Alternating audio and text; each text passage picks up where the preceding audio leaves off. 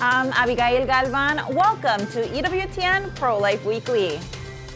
Sounding the alarm. Unfortunately, under the current FDA protocols, many women don't even realize just how dangerous and risky these drugs are. Pro-lifers renew their calls for the Food and Drug Administration to reinstate restrictions on widely available abortion drugs. Crossing the finish line. The IOC makes a major announcement about the future of women's Olympic sports. And marching into April. We choose life! We choose life! A report from one of the oldest state marches for life in the U.S., delayed several weeks by bad weather.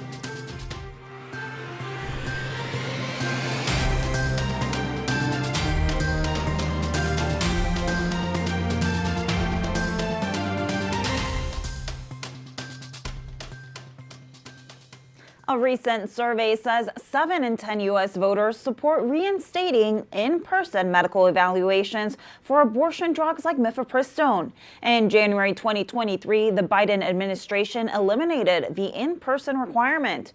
Recent studies show taking the abortion drug without medical supervision can lead to major health issues. And now, findings from CRC research reveal nearly half of Americans are less likely to support elected representatives who back mail-order abortion drugs. Pro-lifers are also speaking out, saying it is time the FDA change its guidelines over Mifepristone. Dr. Christina Francis, CEO of the American Association of Pro-Life OBGYNs, released a statement that says, in part, quote, "It's overwhelmingly clear that Americans support reinstating the in-person dispensing requirement to protect women taking Mifepristone. As physicians caring for women's and babies every day, we see the devastating impact that the FDA's relaxed standards are having on women's health and safety." Marjorie Dannenfelser, president of Susan B. Anthony Pro-Life America, also released a statement. She says, in part, quote, "Ahead of midterms, pro-life Republicans must act and speak out boldly about stopping the mail-order abortion drug crisis. Sitting on the fence makes no voters happier. It is a surefire recipe for avoidable losses this November." Another new report says telehealth abortions are helping teens skirt parental notification laws. The findings are from the JAMA Health Forum. It says young adults ages 18 to 24 order abortion medication at much higher rates than older adults. And the spike particularly takes place in states with parental notification or consent laws. Michael New of the Charlotte Lozier Institute says the report shows how abortion pills undermine heartbeat laws and pro-life parental involvement laws that are in effect in over 30 states. Another pro-life policy expert is urging the Trump administration to reinstate abortion pill restrictions, saying there is no way to, quote, "make America healthy again" without limiting or ending access to Mifepristone. Writing in The Federalist, co-author Melanie Israel says in part, quote, "Most women are not well informed about the medications that will prematurely end the life of their child." Under President Biden, the FDA pursued an abortion pill policy guided by progressive ideology, not women's health and safety. Current regulations don't require any conversation with the doctor. Informed consent is nothing more than checking a box.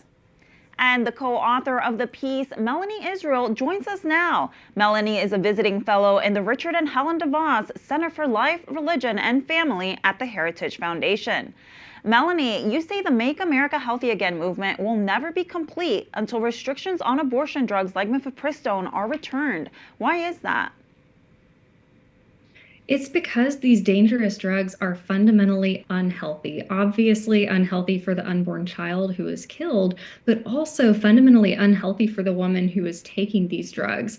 And unfortunately, under the current FDA protocols, many women don't even realize just how dangerous and risky these drugs are. And so it's critically important that the MAHA movement understands just how horribly unsafe these drugs are for women, girls, and babies. Are you surprised the Trump administration hasn't addressed the lack of oversight on the abortion pill?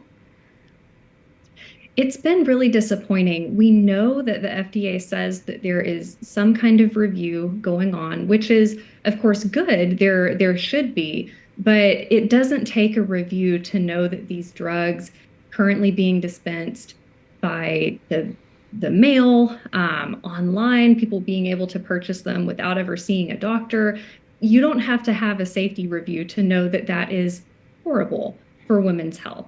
And that's something that we can already see in the data. And so it would be a bare minimum step for the administration to, at least while that review is happening, put those in-person dispensing requirements back in place so that at least we don't have people going online and ordering these pills and never even interacting with a doctor at all. Yeah. Now, in your article, you made a very good point that many of the MAHA movement supporters come from a pro-abortion culture, including Robert F. Kennedy Jr. himself. What can the pro-life movement be doing to get through to them on the life issue? I think we can look back and see what has worked already. We've seen whether it's Secretary Kennedy or even Elon Musk, people you wouldn't necessarily expect to come alongside us.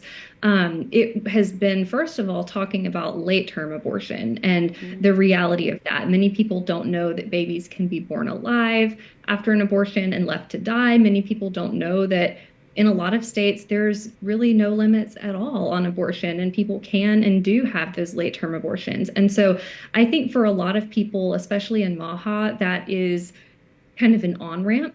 And then once you were able to talk about the dignity and the value of those babies farther along in pregnancy, well, you just logically keep walking it back.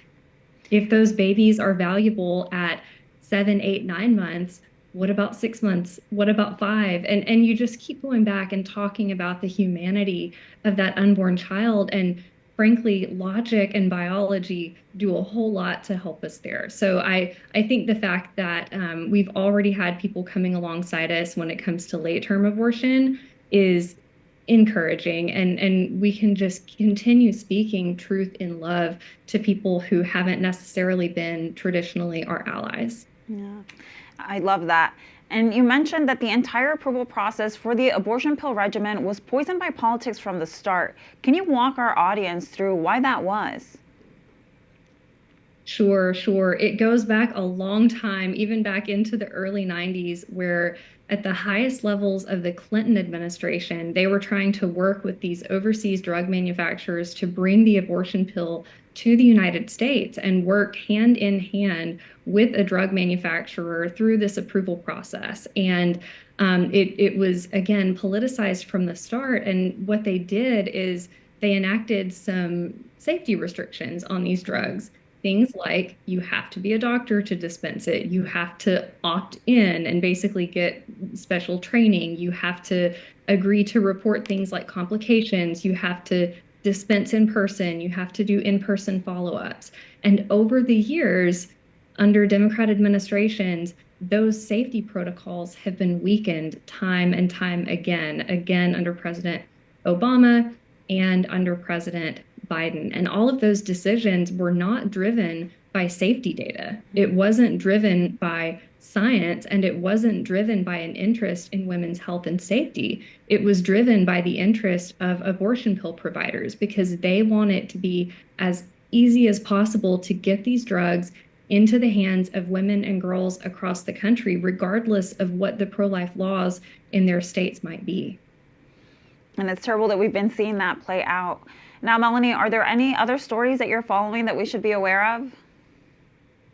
Yes, I think one of the things that particularly members of Congress have done a great job highlighting is that it's not just women and girls seeking abortions with, no medical oversight that these abortion pills are putting in danger.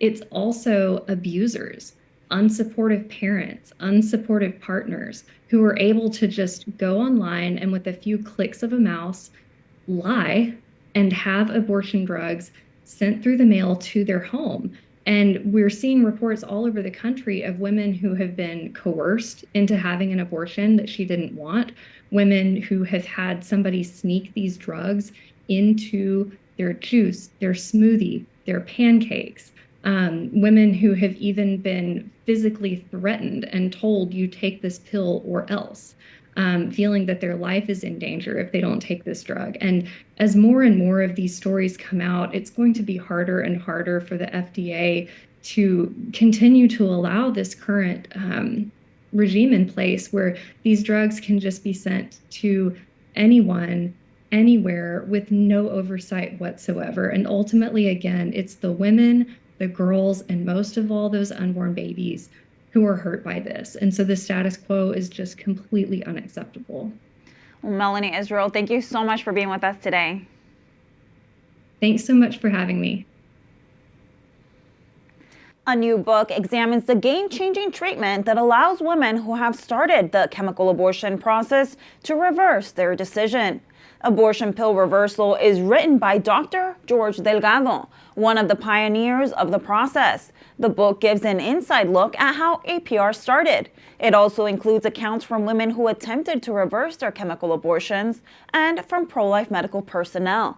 We recently spoke with Dr. Delgado on his new book and pro-life career. And the author of Abortion Pill Reversal, Dr. George Delgado, joins us now. Dr. Delgado, thank you so much for being with us today. Can you tell us, what is abortion pill reversal and how does it work? Well, abortion pill reversal is a way for women who change their minds after starting the chemical abortion process to stop and reverse their chemical abortions. And it's very important these days because 70% of all abortions in the United States are chemical abortions. And how effective is abortion pill reversal, or APR? What do the studies say? Our studies show that the success rate of reversal is 56 to 68%. That's incredible. And APR has been under attack, including lawsuits that are trying to stop pregnancy centers from recommending it. Why is it such a threat to the abortion industry? Well, I think the answer comes from one of the main opponents of APR, Dr. Daniel Grossman at the University of California, San Francisco. He's a big abortion researcher, and he's been attacking us almost since the moment he heard about APR. He was interviewed a few years ago by Slate, a liberal online platform. And in that interview, I'm going to paraphrase, but it said something to the extent that Grossman says that giving progesterone to these women under medical supervision would be safe. In other words, he's saying what we're doing is safe. But then he went on to say, however, he does not think that this should be publicized because it might mislead women into thinking that the prevalence of abortion regret is high. In other words, these people don't want anybody to know about APR because they know that if you know that some women change their minds after starting the chemical abortion process, that blows a huge hole in their narrative that abortion is a great good for all women. Because if it were a great good for all women, why would some women change their minds? Now, is there any way to tell how many babies have been saved by APR and what the success rate is? Yes, so Heartbeat International has been running the Abortion Pill Reversal Network that I founded. They've been running it since 2018, and they estimate that over 7,000 babies have been saved by abortion pill reversal. And we've helped women in all 50 states and more than 93 countries. And the success rate, again, is 56 to 68%, which is much better than our calculated survival of 25% if a woman took Mifepristone and did nothing else. Now, onto your book. Can you tell us a little bit more about it and why so many of the chapters are from writers other than yourself? Yes, so the book is in three parts. The first part is where I go into my story, how I got involved in abortion pill reversal, and I describe in very simple terms so the general public will understand how the chemical abortion process itself works, how reversal works, and then go into how the abortion pill was approved in the United States, breaking many laws and FDA regulations. And then what's going on in the United States and throughout the world. Then part two, I have other people write chapters, and 7 of these are women who went through the chemical abortion process and then reversed their chemical abortions. So these are very heart-wrenching, heart-touching stories. There's also a story there written by one of the men, one of the fathers of the preborn babies, and one by a grandfather. And then 3 hotline nurses write their stories. And finally, 2 doctors, one Dr. Matthew Harrison, who performed the very first chemical abortion reversal, and Dr. Dermot Kearney in the UK, who has been persecuted extensively for offering APR.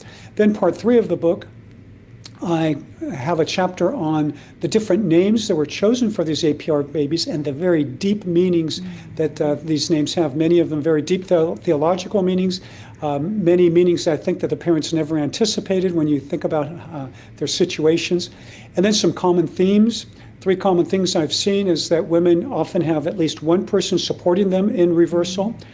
2 is that there's almost always immediate regret.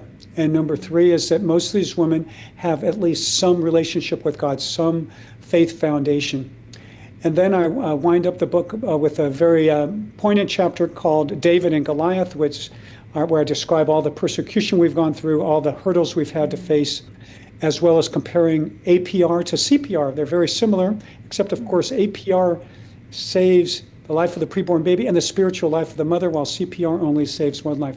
But my question I ask in that chapter is, would you ban CPR? No, you wouldn't. And so why would you ban APR? And then I have some final words, including a shout out to men out there to assume their rightful roles as leaders and protectors of the new families they've created with these women. Well, that sounds like a very comprehensive and well laid out book, and I love how you're using both like facts and the history of what's going on, but also the stories that truly humanize the entire situation. Now, your book concludes with words of hope, showing that APR is a metaphor for forgiveness, renewal, rebirth, and second chances. Can you tell us more about this? Sure, yeah. This is something that I realized very early on, that it is truly transformative, because the woman who would abort her baby now becomes the savior of her baby by undertaking APR. And so the physical life of the preborn baby is saved, but the mother's spiritual life is also saved. And we've seen so many of these women who not only were able to save their babies, but they've really put their lives on track, and they have left much more meaningful, wholesome, and holy lives after APR, and it's really put them on a new trajectory. So we just see that as being such a strong a metaphor for second chances in life, and how God always gives us a second chance to come back to Him and to live our lives according to His plan. Amen. That's beautiful. And if our viewers would like more information on your book, where can they go? So they can get the book on Ignatius.com or Amazon. And they can also read more about abortion pill reversal at stenoinstitute.org, which is our nonprofit website. And they can also go to abortionpillreversal.com to read specifically about abortion pill reversal. Well, Dr. George Delgado, thank you so much for being with us today. You're welcome. Thanks for having me. The International Olympic Committee unveils a new policy to protect women in sports. Only biological women will compete in the women's category, not biological men who self-identify as women. Kirsty Coventry, an IOC member and 7-time Olympic swimming medalist for Zimbabwe, says the policy is based on science and takes into account the interests of the athletes. She adds it would not be fair for biological males to compete in the women's category. The Trump administration also applauds the move. It says the IOC's move is common sense and long overdue. The IOC says Olympic athletes will be tested to detect the presence or absence of the SRY gene, which determines male sex development. The new policy takes effect starting with the 2028 Summer Games in Los Angeles. The faithful are reacting with sorrow and horror after a 25-year-old woman took her life by euthanasia in Spain late last month. She committed assisted suicide amid objections from her own family and legal attempts by family and Christian organizations to obtain treatment for her rather than death. The country's bishops call her death, quote, a societal defeat. They add her death was not because of a terminal illness, but rather from deep wounds that cried out for attention, treatment, and hope, and that true relief from pain never comes from suicide. A member of the Vatican's Pontifical Academy for Life also weighed in. She says Noelia's story, quote, lays bare the deepest fissures within our system. It reveals a victim of institutional abandonment who was left utterly alone to face her suffering. The journalist who covered the story for EWTN also weighed in. Lo cierto es que la vida de Noelia es un desastre. The truth is that Noelia's life has been a mess from the very beginning. Poor thing. Her parents separated, social services took her into custody, and during that period under state guardianship, she was the victim of multiple sexual assaults. This obviously caused her a series of disorders. In fact, she had a 67% disability rating due to psychological and psychiatric issues. And during that ordeal, she was in and out of psychiatric institutions and had several suicide attempts. That was Nicolás de Cárdenas, an EWTN News correspondent for Así Prensa. He has been following this case since the beginning. In October 2022, Noelia's story took a major turn. Reports indicate she attempted suicide by jumping off a balcony. She survived, but was left with significant injuries to her legs and spine. Pues dio una entrevista en una televisión. She gave an interview on a TV show here in Spain in which she admitted that her life is a mess and that she feels terrible and that she says she feels lonely, misunderstood, and has no will to live. But at the same time, she says she can take care of herself, that she manages on her own, that she puts on makeup, but that she has decided to go down that path. And well, here Catholics in general have organized visuals outside the hospital. Vigilias a las puertas del hospital. In April 2024, Noelia requested euthanasia and was approved by the Catalan regional government. The process was suspended after legal objections from her father and the Christian Lawyers Organization. After an 18-month legal battle, the European Court of Human Rights rejected the interim measures to halt her death by assisted suicide. The solution was to grant her request for euthanasia, which is curious because Spain's euthanasia law, which is terrible, covers cases of terminal illness. In this case, we're not talking about a terminal illness. That was Father Miguel Garrigos, director of the Episcopal Commission for the Family and Life in the Archdiocese of Toledo in Spain. Father Garrigos says some media outlets have presented Noelia's case as a victory for freedom and self-determination. He calls it a failure. It is so very sad that the only thing we could offer a person in such pain was to grant their request for suicide.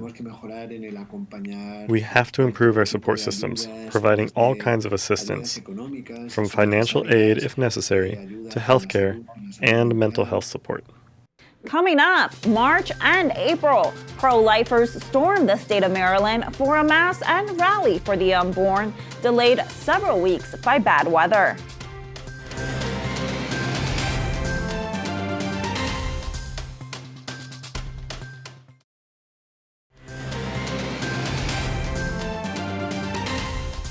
Welcome back to EWTN's Pro-Life Weekly. I'm your host, Abigail Galvan. One of the oldest state rallies for the unborn was recently delayed several weeks by bad weather. But Maryland's March for Life, founded in the late 1970s, was not canceled. This week, hundreds of pro-lifers attended the rescheduled rally in Annapolis.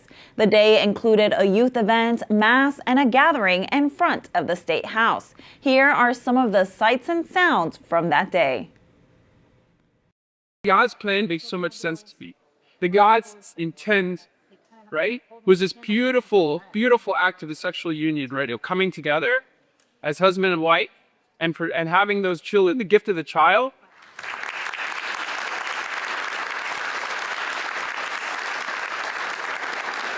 Thank you so much, Father Michael. That was an amazing talk. And now I was just gonna share for a few moments to talk about my experience being a pro-life leader in a state like pro-choice Maryland. But it's so important for the youth to be involved because I don't think a lot of kids realize that the impact they have and the power that their presence have when they speak out for life in the womb. The Bible talks a lot about being a voice for the voiceless. Romans talks a lot about this. So I think it's important to be able to speak up for a group of people who are not represented.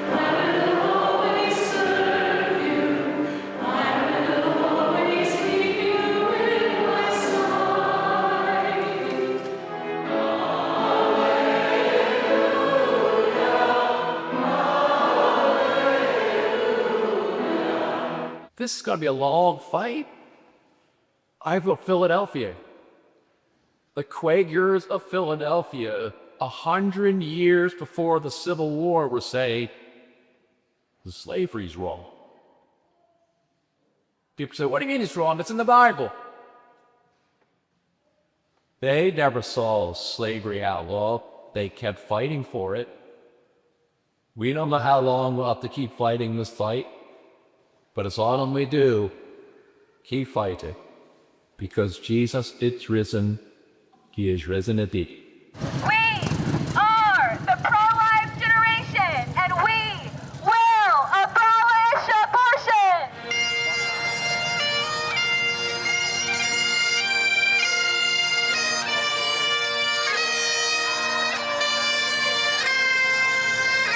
Protection at conception! Protection at conception! Protection at conception! Protection at conception! Protection at conception!